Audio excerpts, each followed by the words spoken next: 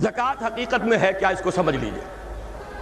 زکوٰۃ کے اعتبار سے بھی شریعت اسلامی کی روح سے مال جو ہے وہ دو قسم کا ہے۔ جیسے زمین میں نے عرض کیا دو قسم کی ہے، خراجی عشری، ایسے ہی مال باطنی، اموال باطنی، اموال ظاہری۔ کسی شخص نے گھر میں کچھ پیسہ رکھا ہوا پس انداز کر کے، یہ اموال باطنی ہے۔ کسی نے زیور رکھا ہوا ہے، چلیے سونے کی ڈلی رکھ لی ہے کسی نے، کسی برے وقت کے لیے، پتہ نہیں نوٹ جو ہیں وہ تو دھیلے کے رہ جائیں، جیسے کویتی دینار ہو گیا تھا، کہیں ایسی آفت نہ آ جائے کوئی تھوڑا سا سونا لے کر رکھ لو۔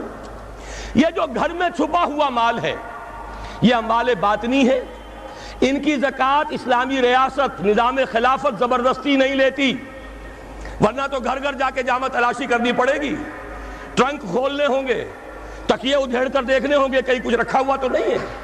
اسلام کا نظام فطرت ہے۔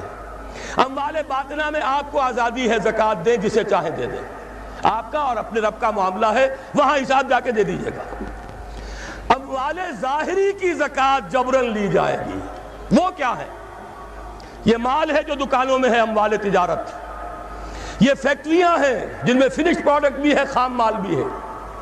یہ بھیڑ بکریوں کے گلے ہیں، ہزار ہزار بھیڑیں اور ہزار ہزار بکریاں، اونٹوں کی قطاریں، یہ ہے جو ظاہر مال ہے، سامنے ہے، کہاں چھپا کر لے جائیں گے؟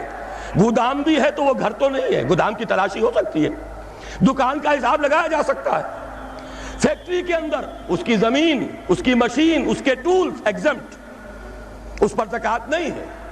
لیکن جو بھی مال ہے اس میں وہ دو شکلوں میں ہوگا، یا خام مال ہے، کپڑا بنانے کا کارخانہ ہے تو دھاگا پڑا ہے اتنے کروڑ کا، تیار کپڑا ہے اتنے کروڑ کا، اس کا 2.5% دے دیجئے۔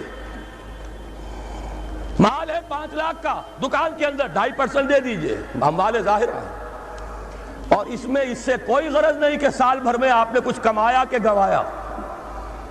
جب تک آپ نصاب کی حد سے اوپر ہیں، چاہے آپ کا اس سال میں آدھا مال گیا، 10 لاکھ کی مالیت تھی، اب آپ 5 لاکھ کے ہیں، لیکن 5 لاکھ پر بھی آپ کو 2.5% دینا ہے، چاہے کمایا ہو چاہے گوایا ہو۔ اور یہ ٹوٹل پر ہے، کسی اکاؤنٹنٹ کی ضرورت نہیں، جو تاریخ معین ہے جا کر دیکھیے کیا مال پڑا ہوا ہے، 2.5% حساب کر کے دے دیجیے۔